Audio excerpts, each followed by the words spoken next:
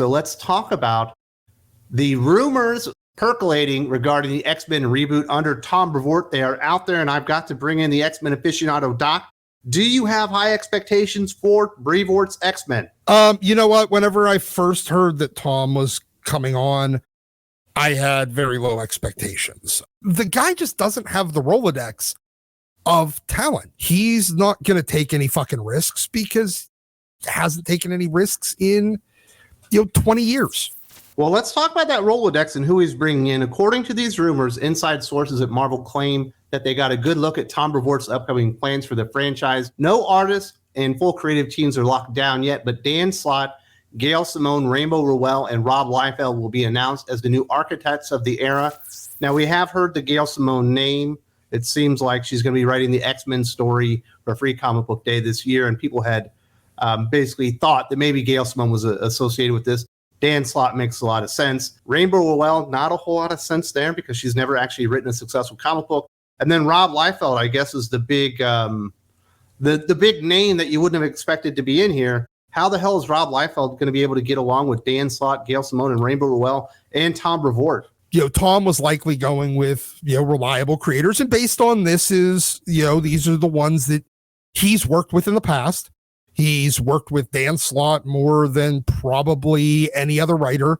He's worked with Rainbow Rowell a little bit. He's worked with, Gail Simone a little bit. He's worked with some of these other creators a little bit. Maybe somebody in even higher position than Tom took a look at what Tom's initial plans were and said, well, shit, this is just going to be exactly the same situation we're in right now. We've got to bring in an actual game changer. While Rob is probably only being credited, if this is correct, the rumors show that he's got control of basically half this line, almost like Tom and Rob are, co-line editors. This seems more like a mashup of two completely different styles. I don't feel like there's any chance of this working as a result because it's just two very, very opposite ends of the creative spectrum. Rob is very old school superheroics, classic storytelling, and everything else. And all the other creators that are brought in here that Tom's used to are just doing more slice of life, boring as fuck comic books that have been the problem for Marvel and the X-Line for the last decade. We've already seen that Dan Slott doesn't move the needle outside of Spider-Man, and Gail Simone really hasn't been a prominent feature on a main title for either publisher for 8 years or so. So I don't know if they're going to be game changers or needle movers. Perhaps I would love Gail Simone to come back and write a good story and prove me wrong. That ship has kind of sailed on Dan Slott. This is Gail's chance to kind of, I guess, revitalize her career, make herself relevant again. However, the rest of the creators here, none of them move the needle. None of them change anything. Absolutely. Now let's talk about what the state of the X-Men are going to be. By the end of Rise of the Powers of 10, Xavier, Emma, Apocalypse, Destiny, Moira, Synch, and all four Sinisters will be gone. Despite the title, The Resurrection of Magneto will not actually resurrect Magneto. Cyclops and Jean will be retired as characters for the foreseeable future following some Phoenix stuff. Classic Beast will return and reopen the Xavier School. Laura will be the primary Wolverine again. Logan will feature in Deadpool team-up books. No reference to Krakoa, Arakko, or Orcus going forward. Magic will do another heel turn and be positioned as the next big bad of the franchise. Big roles for Iron Man, Miss Marvel, Deadpool, and Jubilee. And that's just a lot of shit kind of thrown at the wall here. We're going to take Cyclops and Jean Grey off the table for a while. We're going to remove Wolverine and just put him in team-up books with Deadpool, I guess. We're going to elevate Miss Marvel. Iron Man, he's not a mutant, but I guess he's still married to Emma Frost. Jubilee, certainly never a big draw there. Deadpool certainly has made some money, and we do have the Deadpool movie, and there are a lot of Deadpool comic books coming out here, but it feels like a weird choice to take off Xavier. Well, Emma's off the table too, apparently, even though she's married to Iron Man and, Apocalypse. They're removing a lot of the heavy hitters. I think removing, Xavier, Destiny, Moira, all the Sinisters, Synch, and Apocalypse, basically everybody there that they listed but Emma is their way of trying to distance themselves from the Krakoan era. From what I'm seeing, from what I'm hearing, from some of the sources I've spoken to, it seems like they're like just kind of ignore it for a while and hope that a lot of the bad will that was generated as the result of the Krakoan era, especially with the longtime X-Men creators, or not X-Men creators, X-Men readers, I think their hope is that by getting rid of all of the major connections to this whole era, it might get us to forget that it happened and maybe be willing to give it a chance. Doc, but another major way to do that, wouldn't it just be easier to put Moira back in a human body and kill her and reset everything? Yes. And wake up to an entirely new status quo that you explain in real time through the actions of the X-Men and whoever they're battling? It would if I was running things. The problem is Marvel Comics wants to have its cake and eat it too. They don't want to retcon away the Krakoan era because there is that, maybe 5,000 people that actually started reading X-Men because of the Krakoan era. They don't want to do that by just entirely saying, you know what, fuck this. It never happened. Well, it wouldn't say it never happened. It'd be like, when you read House of X and Power 10, it basically removes all the other eras that you read before this. Well, I agree to some degree. There's only millions of X-Men fans there that you've potentially wiped out the stories they read.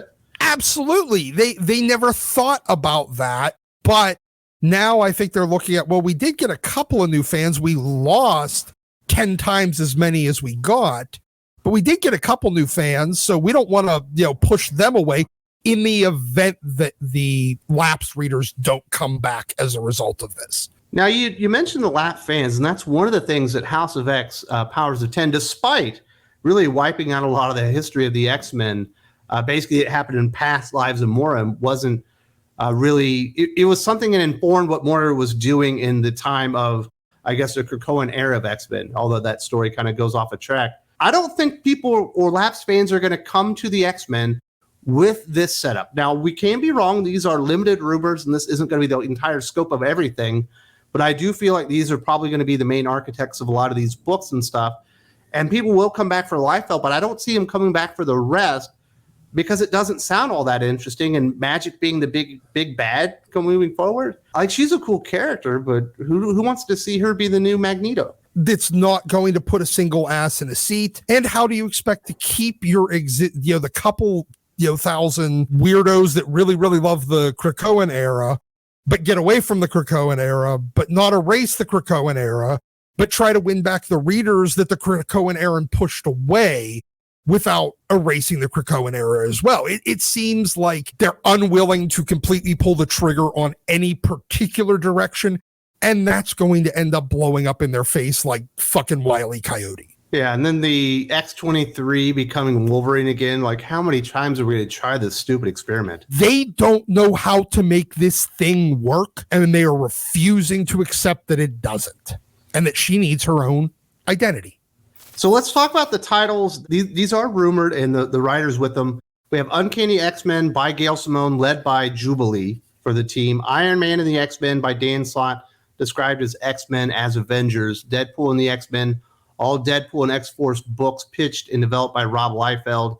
Uncanny Deadpool, Deadpool and Wolverine, all new Wolverine, Uncanny X-Force, Dark X-Force, Miss Marvel and the New Mutants, written by Rainbow Rowell, which is going to be like an all-ages school book with new characters. Uncanny Miss Marvel, written by Nadia Shabas. So we are getting a return to the Uncanny name. We're getting a lot of Uncanny. There's like 3 or 4 titles with that in it. Rob apparently is going to be leading half the books, featuring Deadpool and X-Force type characters, and then some of the other writers in there. Uncanny X-Men coming back, it's a good title.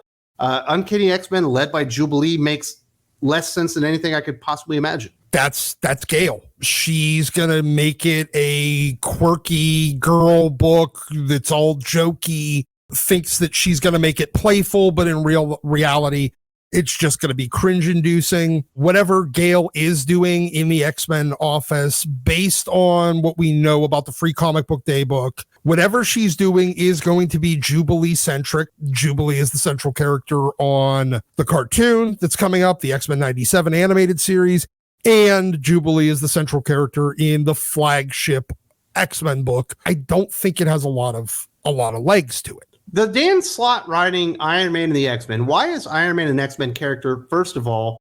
And why are they describing it as X-Men as Avengers? X-Men is the equivalent of Avengers already. This feels like another attempt at a bit of a Unity Squad type Avengers X-Men mashup book. But if Jerry Duggan's still doing Iron Man, then why is Dan Slott doing Iron Man and the X-Men?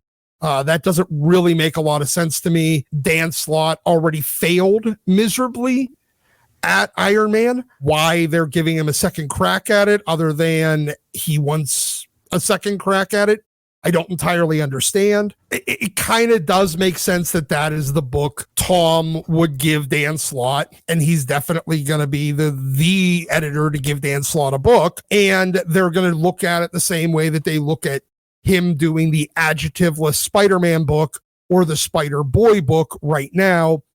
Dan Slott only sells on things that he's done in the past. He did okay sales-wise on Iron Man, even though it was generally hated. Give it to Dan Slott because at least he's written Iron Man before. That seems the kind of, circuitous logic that would get us there, but it's still dumb. Clearly, they are prioritizing Deadpool because we do have the Deadpool 3 movie introducing apparently the Fox version of the X-Men into the MCU. We're seeing a lot of leaks and stuff like that. So they're prioritizing that character. He's going to be starring in 3 books. We'll see if that has any staying power and just how long Rob Liefeld can put up with these people before he decides to exit. But hey, there you go. Deadpool front and center. Kind of makes sense to a degree, but I don't think that'll last either. No, I mean, look, Deadpool's, they did this, probably about 10, 12 years ago, where Deadpool got so overexposed because he was getting really, really popular. So they kept giving him more books.